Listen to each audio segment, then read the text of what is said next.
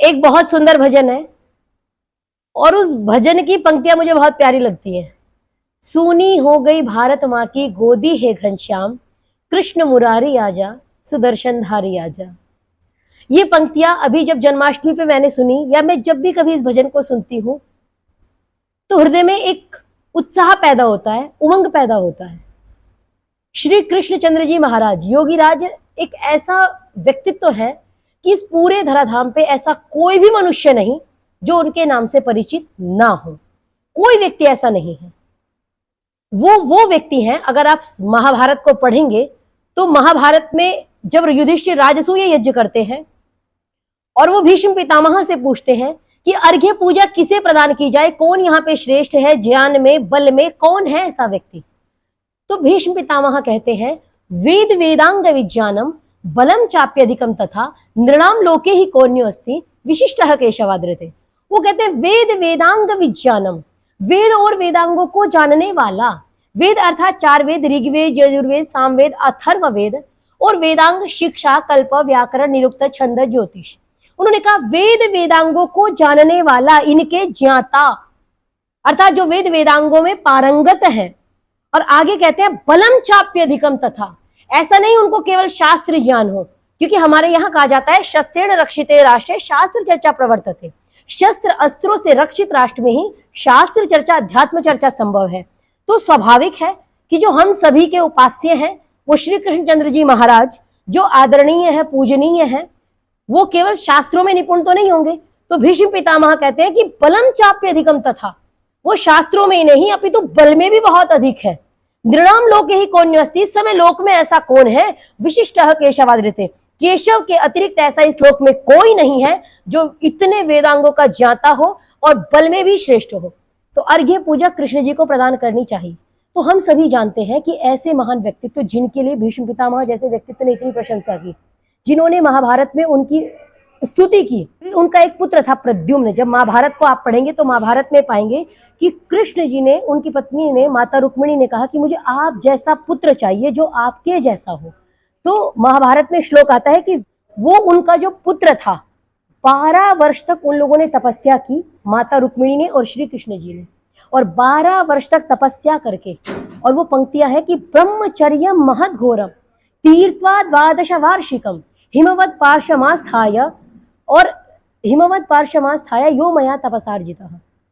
एक बहुत सुंदर श्लोक कि उन्होंने बहुत ज्यादा माता रुक्मिणी के साथ तपस्या की, और 1 वर्ष नहीं, 2 वर्ष नहीं, 3 वर्ष नहीं, अपितु 12 वर्ष तक श्री कृष्ण जी महाराज ने और माता रुक्मिणी ने तपस्या की, तब जाकर के उनको पुत्र उत्पन्न हुए थे प्रद्युम्न।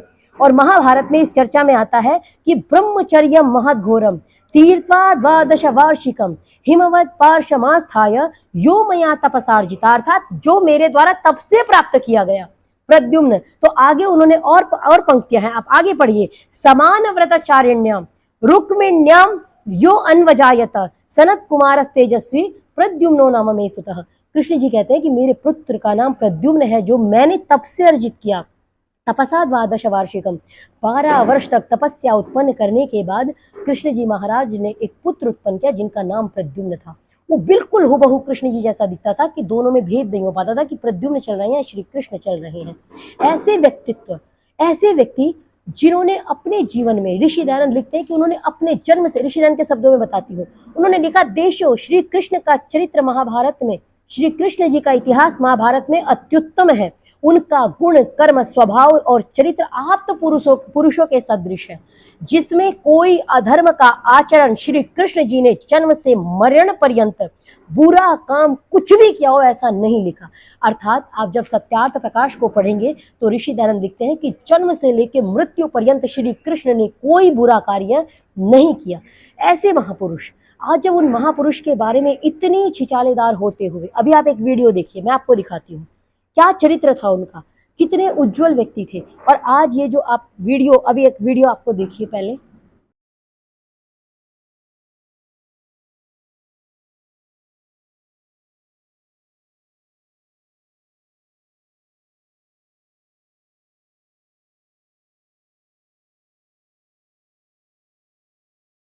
देखिए, आपने इस वीडियो को देखा होगा। इस वीडियो को देख करके अगर आज श्री कृष्ण जी होते या स्वयं शिशुपाल भी होते तो शायद ये स्वीकार नहीं कर पाते जो आज के समाज में उनके नाम पे ये परोसा जा रहा है। आप विचार करके देखो, जिन्होंने 12 वर्ष तपस्या करके गृहस्थी रहते हुए एक पुत्र उत्पन्न किया हो, उनके नाम पे आप ये परोस रहे हैं। हमको शर्म नहीं आती? हमारी एक बहन किसी मत मजहब संप्रदाय के व्यक्ति पर एक टिप्पणी कर देती है और उस बहन को अपने ही देश में सुरक्षा देनी पड़ती है। आप विचार करके देखो कि कितना कठिन होता है। अभी मैं आप लोगों ने एक सोशल मीडिया पे एक अखबार की कटिंग देखी होगी कि यूकेजी में पढ़ रहे हैं लड्डू गोपाल।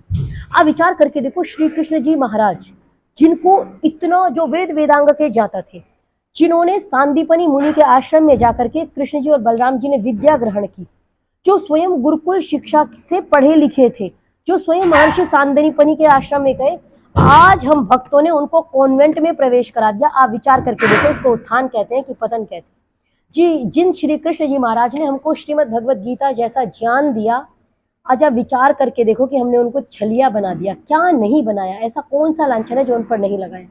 श्री कृष्ण जी भगवद गीता में लिखते हैं, परित्राणाय साधूनां विनाशाय च दुष्कृतां धर्म संस्थापनार्थाय संभवामि युगे युगे। अर्थात परित्राणाय साधूनां, साधुओं के कल्याण के लिए, और विनाशाय च दुष्कृतां, दुष्टों के विनाश के लिए मैं बार बार इस धराधाम पे आता हूँ। बताइए आप, श्री कृष्ण जी किस लिए आए? धर्म की स्थापना के लिए आए। अगर कंस अपनी रिश्तेदारी में भी थे, लेकिन अगर वो धर्म को नहीं मानते थे, अधर्म का पालन करने वाले थे, तो उनको भी नहीं छोड़ा, क्योंकि न्यायार्थ अपने बंधु को भी दंड देना धर्म है। हमारे यहाँ तो कहा जाता है कि धर्म एवं तो हंति धर्मो रक्षति रक्षितः। तो अगर उनके परिवार में भी कोई अधार्मिक था, तो उन्होंने उनको भी सुरक्षा प्रदान नहीं की, धर्म का पालन किया। उन्होंने पूरे जीवन आज जन्म ऐसा कोई कार्य नहीं किया जो अधार्मिक वाला हो, धार्मिक रहे, पूरे जीवन धर्म का पालन किया। उन कृष्ण जी को आज हमने क्या बना दिया? जो स्वयं कहते हैं कि मैं धर्म की स्थापना के लिए आया, लेकिन हम कहते हैं नहीं नहीं, आप धर्म की स्थापना के लिए नहीं आए हो, मनियारे का वेश बनाया, शाम चूड़ी बेचना, ये हमको टीवी में दिखाया जा रहा है। आप विचार करके देखो, यशोमती मैया से बोले नंदलाला, राधा क्यों गोरी मैं क्यों काला। कृष्ण जी महाराज जो किसी भी भेदभाव से, जो किसी भी छल कपट से, जो इतने नीतिमान व्यक्ति थे, पांडव कितने भी वीर होते, लेकिन अगर उनके पक्ष में श्री कृष्ण नहीं होते तो पांडव वो युद्ध जीत नहीं सकते थे। महाभारत का ये बात सत्य है और हम सभी जानते हैं। जिनके लिए भीष्म पितामह ने कहा कि वो वेद वेदांगों के जानता है, वो शास्त्रों के जानता है, वो शस्त्रों के जानता है, जिनके लिए उस समय से लेकर आज तक लोग आज भी उनको सम्मान देते हैं, आज भी लोगों के लिए पूजनीय है, आज भी उपास्य है। उसके बाद अगर आप उनको ईश्वर कहते हैं, भगवान कहते हैं, उसके बाद ये बताओ हम उनका श्रीमद् भगवद गीता क्यों नहीं पढ़ते? क्यों नहीं हम भगवद गीता का अध्ययन करते? क्यों नहीं पढ़ते? कितने घरों में हमारे भगवद गीता है? आप पढ़ के देखिए द्वितीय अध्याय, आप पढ़ के देखिए प्रथम अध्याय, क्या नहीं है भगवद गीता में, लेकिन पढ़ना नहीं है।